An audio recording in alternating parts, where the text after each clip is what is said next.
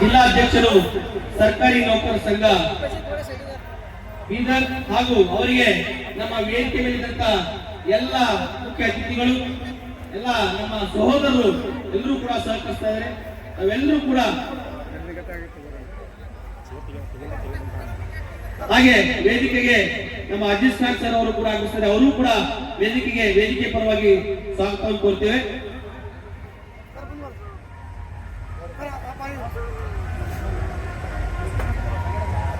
ಬಂಧುಗಳೇ, ಇವತ್ತಿನ ದಿವಸ ಒಂದು ಐತಿಹಾಸಿಕವಾದಂತಹ ದಿವಸ. ಈ ಒಂದು ಐತಿಹಾಸಿಕ ಚರಿತ್ರೆಯ ಹಿನ್ನೆಲೆಯನ್ನು ತಿಳಿದು ಈ ಒಂದು ಕಾರ್ಯಕ್ರಮ ಆಯೋಜನೆ ಮಾಡಲಾಗಿದೆ. ನಾವೆಲ್ಲರೂ ಕೂಡ ಡಾಕ್ಟರ್ ಬಾಬಾ ಸಾಹೇಬ್ ಅಂಬೇಡ್ಕರ್ ಅವರ ಭಾವಚಿತ್ರಕ್ಕೆ ಮಾಲಾರ್ಪಣೆ ಮಾಡುವ ಮುಖಾಂತರ ಈ ಒಂದು ಕಾರ್ಯಕ್ರಮದ ಉದ್ಘಾಟನಾ ಕಾರ್ಯಕ್ರಮವನ್ನು ನಡೆಯುತ್ತದೆ. ಎಲ್ಲರೂ ಕೂಡ ಜೋರಾಗಿ ಚಪ್ಪಾಳೆ ತಟ್ಟುವ ಮುಖಾಂತರ ಕಾರ್ಯಕ್ರಮಕ್ಕೆ ಚಾಲನೆಯನ್ನು ನೀಡ್ತಾ ಇದ್ದಾರೆ. ಭಾರತ ಭಾಗ್ಯ ಡಾಕ್ಟರ್ ಬಾಬಾ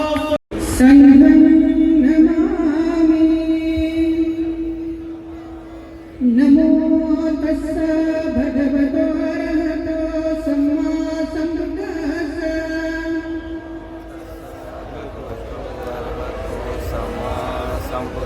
ನಮೋ ತಸ್ಸ ಭಗವತೋ ಅರಹತೋ ಸಮ್ಮಾ ಸಂಬುದ್ಧಸ್ಸ.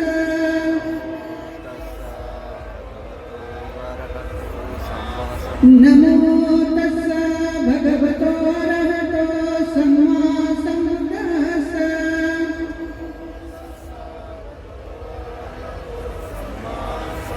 बुद्धं शरणं गच्छामि धम्मं शरणं गच्छामि द्वितीयोऽपि बुद्धं शरणं गच्छामि द्वितीयोऽपि धम्मं शरणं गच्छामि द्वितीयोऽपि संघं शरणं गच्छामि तृतीयोऽपि बुद्धं शरणं गच्छामि तृतीयोऽपि धम्मं शरणं गच्छामि शरणं गच्छामि.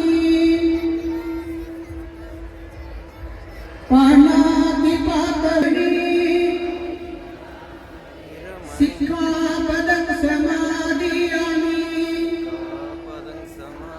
कामेषु मिच्छाचारवेरमणि. सिक्खापदं समादियामि मुसावादवेरमणि. सिक्खापदं समादियामि सुरमेरय मज्जपमादठाणवेरमणि. सिक्खापदं समादियामि साधु साधु साधु.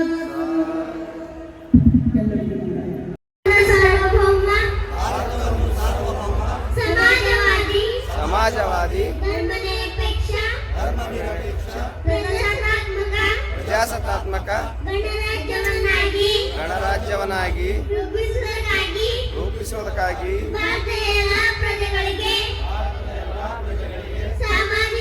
ಸಾಮಾಜಿಕ ಆರ್ಥಿಕ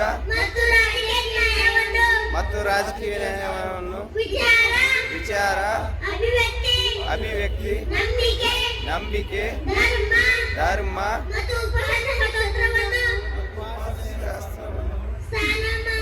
ಸಾರ್ವಭೌಮ ಸಮಾನತೆಯನ್ನು ಅರಿವಂತೆ ಮಾಡುವುದಕ್ಕಾಗಿ ಎಲ್ಲರಲ್ಲಿ ಮೂಡಿಸುವುದಕ್ಕಾಗಿ ಸಂಕಲ್ಪ ಮಾಡಿ ಸಂವಿಧಾನ ಸಭೆಯಲ್ಲಿ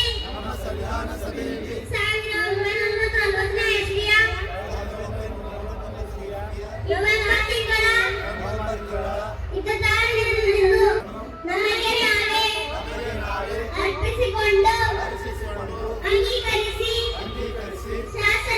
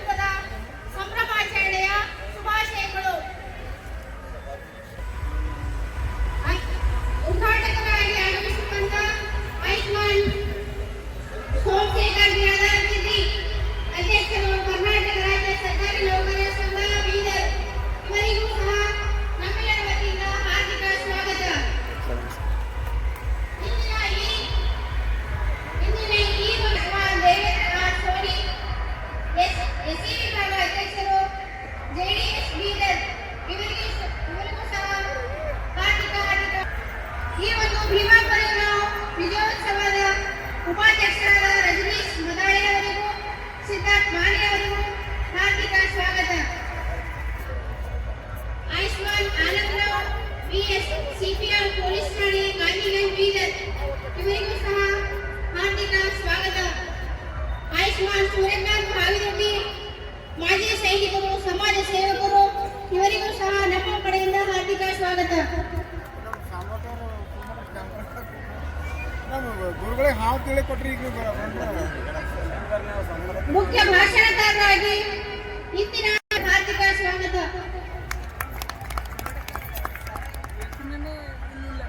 ಹಾಗೆ ರಾಜಶೇಖರ್ ಬಿರಾದರ್ ಸರ್ ಅವರಿಗೂ ಹಾರ್ದಿಕ ಸ್ವಾಗತ. ವೈಜನಾಥ್ ಸೂರ್ಯವಂಶಿ ಸರ್ ಅವರಿಗೂ ಈ ಒಂದು ವೇದಿಕೆ ಪರವಾಗಿ ಹಾರ್ದಿಕ ಸ್ವಾಗತ. ಆಯುಷ್ಮಾನ್ ಕಪಿಲ್ ಗೋಡ್ವಾಳೆ ಜಿಲ್ಲಾಧ್ಯಕ್ಷರು ಬಿಎಸ್ಪಿ ಬೀದರ್ ಇವರಿಗೂ ಸಹ ನಮ್ಮ ಈ ಒಂದು ವೇದಿಕೆ ಪರವಾಗಿ ಅದೇ ರೀತಿಯಾಗಿ 208ನೇ ವಿಜಯೋತ್ಸವ ಭೀಮಾ ಕೋರೆಗಾಂವ್ ವಿಜಯೋತ್ಸವ ನಾವೆಲ್ಲರೂ ಆಚರಣೆ ಮಾಡ್ತಿದ್ದು ನಮ್ಮೆಲ್ಲರ ಒಂದು ಸೌಭಾಗ್ಯ. ಇವತ್ತಿನ ದಿವಸ ನಾವೆಲ್ಲ ಸೇರಿದ್ದು ಈ ಒಂದು ಕಾರ್ಯಕ್ರಮಕ್ಕೆ ದಿವ್ಯ ಸಾನ್ನಿಧ್ಯ ವಹಿಸಿದಂಥ ಭಂತೇಜಿ ಅವರಿಗೆ ಪಾದಕ್ಕೆ ನಮಸ್ಕರಿಸುತ್ತಾ ಈ ಒಂದು ಕಾರ್ಯಕ್ರಮದ ಉದ್ಘಾಟನೆ ಮಾಡಿರ್ತಕ್ಕಂಥ ಸೋದರರಾದಂಥ ಸೋಮಶೇಖರ್ ಬಿರಾದರ್ ಅವರೇ, ಈ ಒಂದು ಡಾಕ್ಟರ್ ವಿಕ್ರಮ್ ವಕನ್ ಸಾಹೇಬ್ರೆ, ಅದೇ ರೀತಿಯಾಗಿ ಜಾಸ್ಮಿನ್ ಶಾಲೆಯ ಸಂಸ್ಥಾಪಕರು ಅಧ್ಯಕ್ಷರಾದಂಥ MD ಅಜೀಜ್ ಖಾನ್ ಸಾಹೇಬ್ರೆ, ಹಾಗೂ ಈ ಕಾರ್ಯಕ್ರಮಕ್ಕೆ ಆಗಮಿಸಿದಂಥ ಶಶಿ ಪಾಟೀಲ್ ಅವರೇ, ಹಾಗೂ ಅನೇಕ ನಮ್ಮ ಬಂಧುಗಳೇ, ಹಾಗೂ ಈ ಕಾರ್ಯಕ್ರಮದ ಆಯೋಜಕರಾದಂಥ ರವಿ ಭೂಸಂಡೆ ಅವರೇ, ಸಮಸ್ತ ಚಿದ್ರಿ ಗ್ರಾಮದವರೇ, ಹಾಗೂ ಬೀದರ್ ಜಿಲ್ಲೆಯ ಎಲ್ಲ ನಮ್ಮ ಅಕ್ಕ ತಂಗಿಯಂದಿರೇ, ಅಣ್ಣ ತಮ್ಮಂದಿರೇ,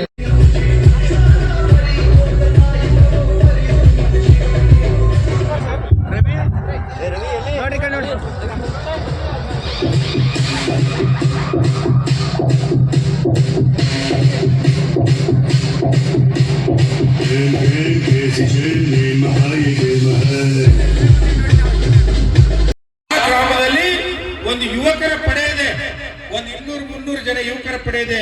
ಅವರು ಯುದ್ಧ ಕಸರತ್ತುಗಳನ್ನು ಮಾಡೋದು ನೋಡಿದೆ, ನನ್ನ ಕಣ್ಣಿಂದ ನೋಡಕ್ಕಾಗ್ಲಿಲ್ಲ, ಕಣ್ಣು ತಾರ್ ಕೊಟ್ಟಿತ್ತು, ಆ ರೀತಿ ನೋಡಿದೆ ಅಂತಕ್ಕಂಥ ಮಾತನ್ನು ಆವಾಗ ಕ್ಯಾಪ್ಟನ್ FF ಕಂಟೇನೆ ಮಾಡ್ತಾರೆ. ಅಂತ ಪರಾಕ್ರಮಿ ಯೋಧರು ನಮ್ಮ ಸೈನಿಕ ಅದನ್ನೆಲ್ಲ ಕರೆಸ್ಬಿಟ್ಟು 1927 ಜನವರಿ 1ನೇ ತಾರೀಕು ದಿವಸ ನಿವೃತ್ತಿಯಾಗಿರ್ತಕ್ಕಂಥ ಮುಂಬೈನಲ್ಲಿ ವಾಸ ಮಾಡ್ತಕ್ಕಂಥ ಮಿಲಿಟರಿ ಜನಾಂಗದವರಿಗೆ ಕರ್ಕೊಂಡು ಬಂದು ಗಾಢ ಖಾನರ ವಿಜಯ ಸ್ತಂಭಕ್ಕೆ ಕೊಡೋದ್ರ ಮೂಲಕ ಅದರ ಮೇಲೆ ಕೆತ್ತನೆ ಮಾಡಿರ್ತಕ್ಕಂಥ 22 ಜನರ ಹೆಸರುಗಳನ್ನು ಉಲ್ಲೇಖಗಳನ್ನು ದಾಖಲೆ ಮಾಡಿಕೊಂಡು ಬಾಬಾ ಸಾಹೇಬ್ ಡಾಕ್ಟರ್ BR ಅಂಬೇಡ್ಕರ್ ಅವರು ಬಹಿಷ್ಕೃತ ಹಿತಕಾರಣಿ ಸಭಾದ ಚಟುವಟಿಕೆ 1927 ಭೀಮಾ ಕೋರೆಗಾಂವ್ನಿಂದ ಅದಕ್ಕೆ ಶರಣ ಹೊಡೆಯೋದ್ರ ಮೂಲಕ, ಅದಕ್ಕೆ ವಿಜಯ ಸ್ತಂಭಕ್ಕೆ ತಲೆ ಹೊಡೆಯೋದ್ರ ಮೂಲಕ ಅವರು ತಮ್ಮ ಹೋರಾಟವನ್ನು ಆರಂಭ ಮಾಡ್ತಾರೆ.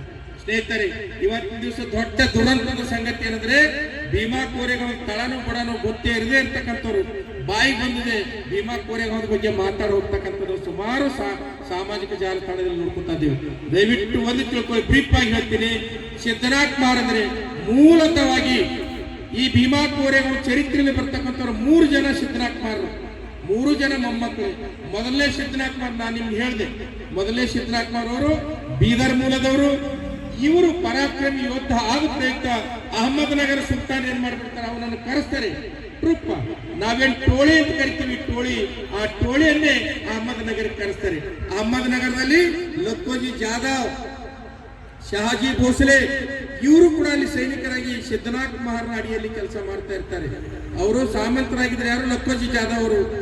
ಶಹಾಜಿ ಮಹಾರಾಜರು ಸಿದ್ದನಾಥ್ ಮಹಾರೊಂದಿಗೆ ಅವರು ಕೂಡ ದಂಡನಾಯಕರಾಗಿ ಸೇವೆ ಸಲ್ಲಿಸಿದ್ರು. ಇವರ ಪರಾಕ್ರಮವನ್ನು ನೋಡಿರ್ತಕ್ಕಂಥ ಅಹಮದ್ನಗರ ಸುಲ್ತಾನರು ಇದೇ ಬೀದರ್ ಮೊದಲನೇ ಸಿದ್ದರಾಜ್ ಮಹಾರಾಜ್ ಅವರಿಗೆ ವಾಯು ಪ್ರಾಂತ್ಯವನ್ನು, ಎಲ್ಲಿ ಪಾಚಾಡದಲ್ಲಿ ರಾಯಗಢ ಕಡೆ ಇರ್ತಕ್ಕಂಥ ವಾಯು ಪ್ರಾಂತ್ಯವನ್ನು ಇನಾಮಿ ಜಮೀನಾಗಿ ಕೊಡ್ತಾರೆ 16ನೇ ಶತಮಾನದಲ್ಲಿ. ಇನಾಮಿ ಜಮೀನು ಪಡೆದಿರ್ತಕ್ಕಂಥ ಮೊದಲನೇ ಸಿದ್ದರಾಜ್ ಮಹಾರಾಜ್ ಅವರು. ಅದಷ್ಟೇ ಅಲ್ಲ, ಜೀಜಾಬಾಯಿ ಮತ್ತು ಶಹಾಜಿ ಮಹಾರಾಜರಿಗೆ ಮದುವೆ ಮಾಡಿರ್ತಕ್ಕಂಥ ಶ್ರೇಯಸ್ಸು ಕೂಡ ಮೊದಲನೇ ಸಿದ್ದರಾಜ್ ಮಹಾರಾಜ್ ಅವರಿಗೆ ಸಲ್ಲಿಸ್ತದೆ ಅಂತಕ್ಕಂಥ ಮಾತು ನಿಮ್ಮೆಲ್ಲರೂ ಗಮನ ತರ್ತಾ ಇದೆ. ಅದಷ್ಟೇ ಅಲ್ಲದೆ ಇನ್ನು 2ನೇ ಸಿದ್ದರಾಜ್ ಮಹಾರಾಜ್ ಅವರು ಬರ್ತಾರೆ 1739ರಲ್ಲಿ.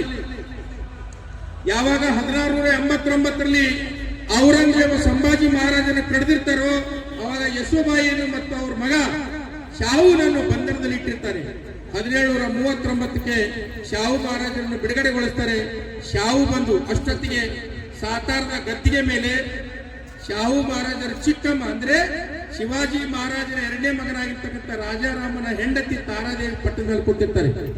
ಆವಾಗ ಸಂಭಾಜಿ ಮಹಾರಾಜರ ಮಗ ಹೇಳ್ತಾನೆ, ನಿಯಮಾನುಸಾರವಾಗಿ ಈ ಪಟ್ಟ ನನಗೆ ಬರಬೇಕು, ಅದಕ್ಕೆ ನನಗೆ ಪಟ್ಟ ಕಟ್ಟಿಕೊಡು ಅಂತ ಕೇಳಿದಾಗ ತಾರಾರಾಣಿ ಒಪ್ಪಂಗಿಲ್ಲ. ಆವಾಗ ಆತ ಸೈನ್ಯವನ್ನು ಸಂಘಟನೆ ಮಾಡ್ತಾನೆ. ಶಿವಾಜಿ ಮಹಾರಾಜರ ಮೊಮ್ಮಗ ಶಾಹು ಸೈನ್ಯವನ್ನು ಸಂಘಟನೆ ಮಾಡಿ ಅವರ ಚಿಕ್ಕಮ್ಮನಾಗಿರ್ತಕ್ಕಂಥ ತಾರಾದೇವಿ ಮೇಲೆ ಯುದ್ಧಕ್ಕೆ ಹೋಗಬೇಕು ಅಂದಾಗ ಕಳಂಬಿ ಅಂತಕ್ಕಂಥ ಪ್ರಾಂತ್ಯ, ಆ ಕಳಂಬಿಯಲ್ಲಿ ವಾಸ ಮಾಡ್ತಕ್ಕಂಥ ಎರಡನೇ ಸಿದ್ದನಾಕ್ಮಾರ್ ಅವರು ತಡೆ ಹೊಡ್ತಾರೆ. ಆವಾಗ ಸಂಭಾಜಿ ಮಹಾರಾಜರ ಮಗ ಎರಡನೇ ಸಿದ್ದನಾಕ್ಮಾರ್ ಹತ್ರ ಬಂದು ಕೇಳ್ತಾನೆ, ನಮ್ಮ ತಂದೆಯ ಸಂರಕ್ಷಣೆ ಮಾಡಿರ್ತಕ್ಕಂಥ ಕುಲ ನಿಮ್ಮದು, ಶಿವಾಜಿ ಮಹಾರಾಜರಿಗೆ ಸಂರಕ್ಷಣೆ ಮಾಡಿರ್ತಕ್ಕಂಥ ಕುಲ ನಿಮ್ಮದು, ಸಾಮಾಜಿಕ ನ್ಯಾಯಕ್ಕೆ ಹೆಸರಾಗಿರ್ತಕ್ಕಂಥ ಈ ಮಹಾರ್ ಸಮುದಾಯ ನನಗೆ ಸಾಮಾಜಿಕ ನ್ಯಾಯ ಕೊಡಬೇಕು ಅಂದಾಗ ಎರಡನೇ ಸಿದ್ದನಾಕ್ಮಾರ್ ಅವರು ಸಾತಾರಕ್ಕೆ ಹೋಗ್ಬಿಟ್ಟು ತಾರಾದೇವಿಯವರಿಗೆ ಮತ್ತು ಶಾಹು ಮಹಾರಾಜರಿಗೆ ಪಂಚಾಯತಿ ಮಾಡಿ ಅವಾಗ ಹೇಳ್ತಾರೆ, ತಾರಾದೇವಿಯವರೇ ನೀವು ಸಾತಾರದ ಮಹಾರಾಣಿ ಗದ್ದಿಗೆಯನ್ನು ಅಲಂಕರಿಸಿ ಕೊಲ್ಲಾಪುರದ ಗದ್ದಿಯನ್ನು ಶಾಹು ಮಹಾರಾಜರು ಅಲಂಕರಿಸಿ ಅಂತ ಹೇಳ್ತಾರೆ. 1739ರಲ್ಲಿ ಶಾಹು ಮಹಾರಾಜರು ಏನ್ ಮಾಡಿಬಿಡ್ತಾರೆ ಅಂದ್ರೆ ಸಿದ್ದನಾಕ್ಮಾರ್ಗೆ 950 ಎಕರೆ ಜಮೀನನ್ನು ಇಲ್ಲಿ ಸಾಂಗ್ಲಿಯಿಂದ 10 ಕಿಲೋಮೀಟರ್ ದೂರದಲ್ಲಿರ್ತಕ್ಕಂಥ ಕಳಂಬಿಯಲ್ಲಿ 950 ಎಕರೆ ಜಮೀನನ್ನು ಇನಾಮಿಯಾಗಿ ಕೊಟ್ಟಿರ್ತಕ್ಕಂಥದ್ದು ಜೇಮ್ಸ್ ಗ್ರಾಂಟ್ ಟಪ್ ಅಂತಕ್ಕಂಥವರ ಹಿಸ್ಟ್ರಿ ಆಫ್ ಮರಾಠದಲ್ಲಿ ದಾಖಲಿದೆ. ಮತ್ತು ಆ ಗ್ರಾಂಟ್ ಕೊಟ್ಟಿರ್ತಕ್ಕಂಥ ಒಂದು ಬಿಲ್ಲ ಏನಿದೆಯಲ್ಲ, ಕಂಚಿನ ಬಿಲ್ಲ, ಅದನ್ನ ಭೀಮಾ ಕೋರೆಗಾಂವ್ ದೇವಸ್ಥಾನ ಪುಸ್ತಕದಲ್ಲಿ ದಾಖಲೆ ಮಾಡಿದ್ದೇನೆ. ಈ ರೀತಿ ಇಂತಹ ಪರಾಕ್ರಮಿ ಆಗಿರ್ತಕ್ಕಂಥ ಎರಡನೇ ಸಿದ್ದನಾಕ್ಮಾರ್ನ ಮೊಮ್ಮಗನೇ ಮೂರನೇ ಸಿದ್ದನಾಕ್ಮಾರ್ ಒಬ್ಬ ಪರಾಕ್ರಮಿ ಯೋಧ ಅಷ್ಟೇ ಅಲ್ಲದೆ ಈತ ಬ್ರಿಟಿಷರಿಗಷ್ಟೇ ಅಲ್ಲ, ಅವಾಗ ಈ ಪಿಂಡಾರಿಗಳೇ ಬರ್ತಾ ಇದ್ರು. ಪಿಂಡಾರಿಗಳು ಯಾರಂದ್ರೆ ಡಕಾಯಿತರು ಅಂತ. ಈ ಪಿಂಡಾರಿಗಳಂದ್ರೆ ಶಿರಡಿ ಸಾಯಿಬಾಬಾ ಅದಲ್ಲ, ಚಾಂದ್ಮಿಯನ ಮಗ ಅಂತ. ಸೊ ಈ ಪಿಂಡಾರಿಗಳಿಗೆ ಸಿಂಹ ಸ್ವಪ್ನ ಆಗಿರ್ತಕ್ಕಂಥ ಸೈನಿಕರು ಯಾರಾದ್ರಿದ್ರೆ ಮಹಾರ್ ಸೈನಿಕರು, ಜೊತೆಗೆ ಬ್ರಿಟಿಷರಿಗೆ ಸಿಂಹ ಸ್ವಪ್ನವಾಗಿರ್ತಕ್ಕಂಥವ್ರು ಮಹಾರ್ ಸೈನಿಕರು.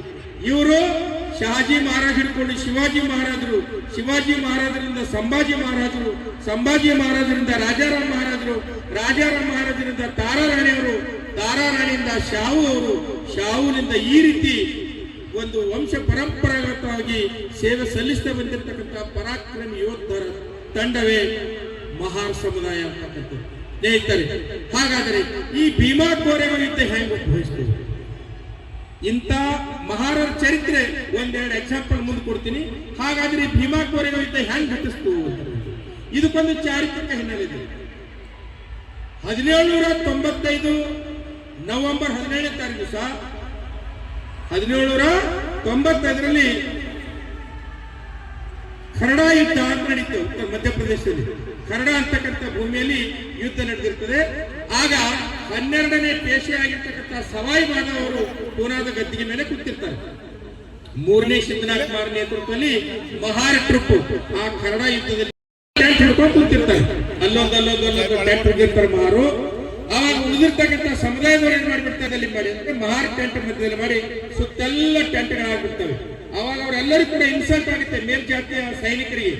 ಏನಂತ ಮಹಾರ್ ಜನಾಂಗ ನಟ್ಟು ನಡಬರಕ ಆಗ್ಬಿಟ್ರು, ನಾವೆಲ್ಲ ಸುತ್ತಮುತ್ತ ಸುತ್ತುವರೆದು ಟೆಂಟ್ ಹುಡ್ಕೊಂಡ್ಬಿಟ್ಟಿವಲ್ಲ ಅಂತ ಹೇಳುದು ಸವಾಯಿ ಮಾಧವ್ ಹತ್ರ ಹೋಗಿ ಕಂಪ್ಲೇಂಟ್ ಕೊಡ್ತಾರೆ. ಏನಂತ, ಮಹಾರಾಜರೇ ಮಹಾರ್ ಜನಾಂಗದವರು ಮಧ್ಯದಲ್ಲಿ ಬಂದಿದ್ದಾರೆ, ಕೀಳು ಜಾತಿ ಜನಾಂಗ, ಇವ್ರಿಗೆ ಬೇರೆ ಕಡೆ ಟೆಂಟ್ ಹಿಡಿದು ಕೊಡ್ಬೇಕು ಅಂತ ಊಟ ಮಾಡ್ತಕ್ಕಂಥ ಪದ್ಯ ಅಲ್ಲಪ್ಪ, ಇದು ರಣಭೂಮಿ ಇದೆ. ರಣಭೂಮಿಯಲ್ಲಿ ಮಹಾರಾಜರನ್ನು ಸಂರಕ್ಷಣೆ ಮಾಡ್ತಕ್ಕಂಥ ಶಕ್ತಿ ಈ ಮಹಾ ಸೈನಿಕರಿಗಿದೆ. ಅದಕ್ಕಾಗಿ ನನ್ನ ಟೆಂಟ್ ಬಗಲಲ್ಲಿ ಟೆಂಟ್ ಹಿಡಿಯುವಂತೆ ನಾನೇ ಹೇಳಿನಿ ಅಂತಕ್ಕಂಥ ಮಾತನ್ನು ಹೇಳ್ತಾರೆ. ಸ್ನೇಹಿತರೆ, ಹೀಗೆ ನೆಕ್ಸ್ಟ್ ಡೇ 1795 ಮಾರ್ಚ್ 11ನೇ ತಾರೀಕು ದಿವಸ ಖರಡಾ ಯುದ್ಧ ಆರಂಭವಾಗುತ್ತೆ. ಖರಡಾ ಯುದ್ಧ ಆರಂಭವಾದಾಗ ಪರಶುರಾಮ से लिखा गया वो इतिहास है, मेरे जय भी मानो, लहू से लिखा गया वो इतिहास है। हम अन्याय के खिलाफ कभी न झुकने वाले वो विश्वास है, अन्याय के आगे कभी न झुकने वाले वो विश्वास है। हम भीमा कोरेगांव के शौर्य की मशाल को जलाए रखना, ए मेरे जय भीम मानो, भीमा कोरेगांव की मशाल को हमेशा जलाए रखना, क्योंकि बाबा साहब के विचारों की आखिरी आस है हम, क्योंकि बाबा साहब के विचारों की आखिरी आस है हम। दूसरी शायरी, इतिहास बताने वालों कुछ हमारी भी इतिहास बताओ। इतिहास बताने वालों कुछ हमारी भी इतिहास बताओ। अगर हमने कलम उठाई तो भीमराव, अगर हमने कलम उठाई तो भीमराव, और तलवार उठाई तो भीमा कोरेगांव।